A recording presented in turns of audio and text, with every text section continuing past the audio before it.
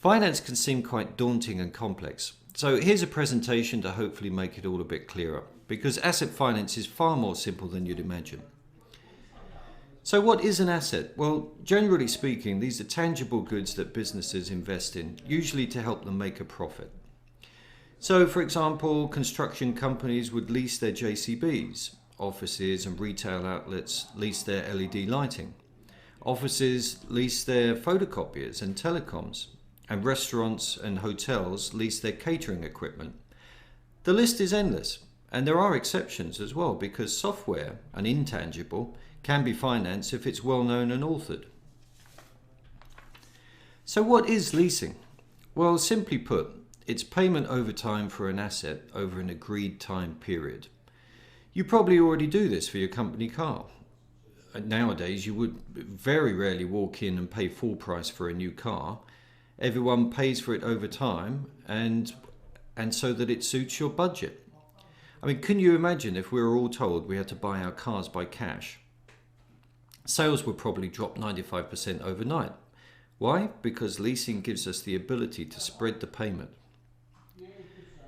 You choose also whether you take ownership at the end or upgrade to a new model. This flexibility is another great draw for leasing.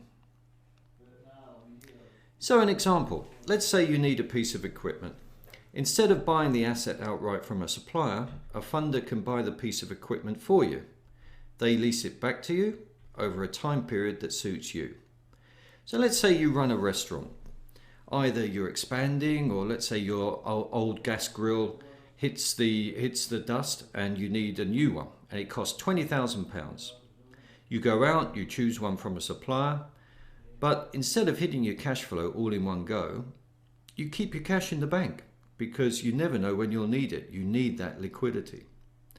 You then pay for the gas grill over time to the funder.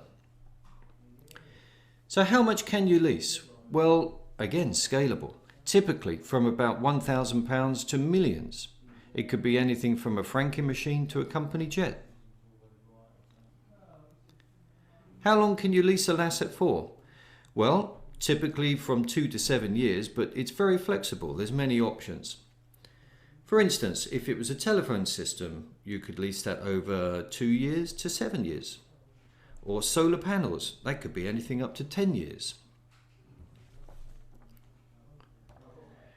Who can lease an asset? Well, it's more of a case of who can't, because all of these entities are able to. For example, limited companies can, sole traders can, partnerships, PLCs, charities, limited liability partnerships, public sector, all of them can lease.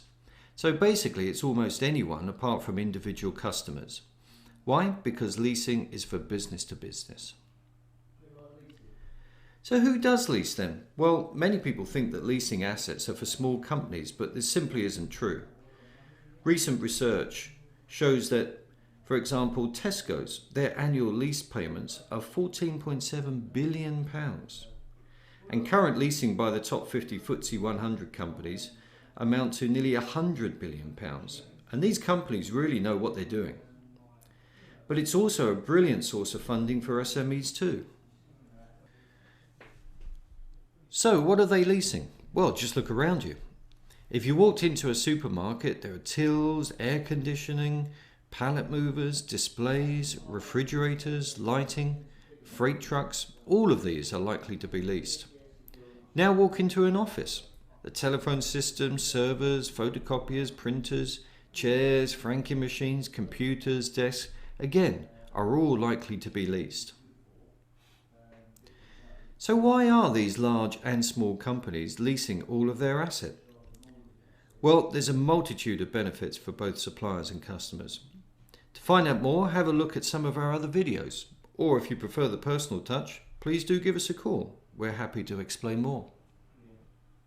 Thanks for listening.